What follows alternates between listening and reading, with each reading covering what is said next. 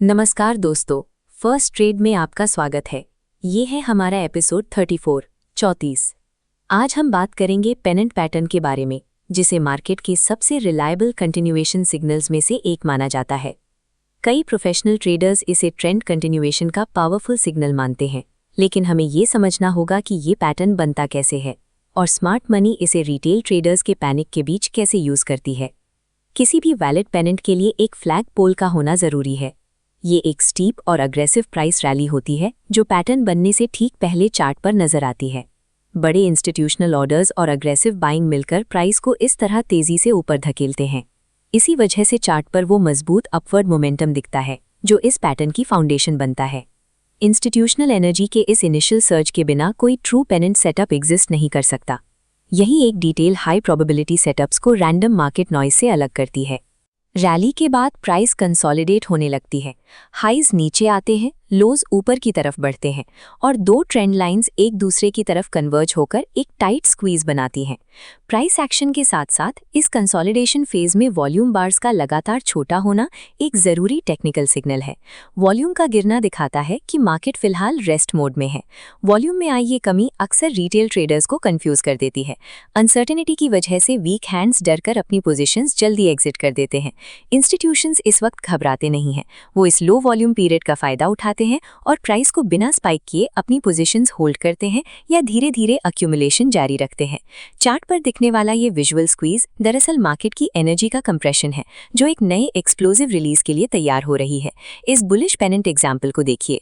Strong rally के बाद बनने वाली ये डाउनवर्ड स्लोपिंग कंसोलिडेशन अक्सर एक पावरफुल अपवर्ड ब्रेकआउट में खत्म होती है। बेरिश पेनेंट में ठीक यही मैकेनिक्स उल्टे तरीके से काम करते हैं।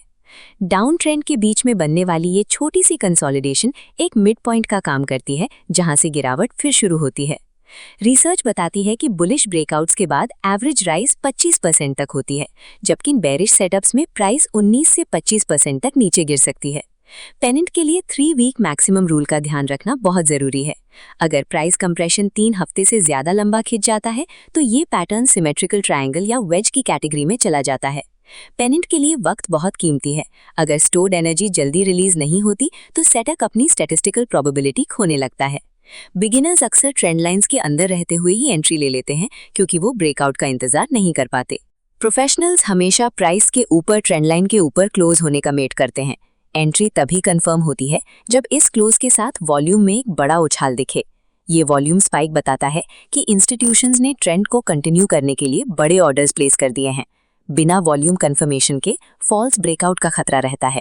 यहाँ आप देख सकते हैं कि प्राइस ने ट्रेंड लाइन तोड़ी, लेकिन इंस्टीट्यूशनल सपोर्ट ना होने की वजह से वो तुरंत रिवर्स हो गई। किसी भी पैटर्न के 100% सक्सेस की गारंटी नहीं होती, इसलिए वॉल्यूम कंफर्मेशन कैपिटल बचाने का सबसे बेहतर रास्ता है।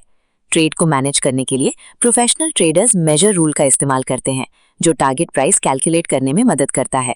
सबसे पहले फ्लैग पोल की हाइट मेजर कीजिए, यानी ट्रेंड स्टार्ट के पॉइंट ए से पेनेंट के स्टार्ट पॉइंट बी तक का डिफरेंस।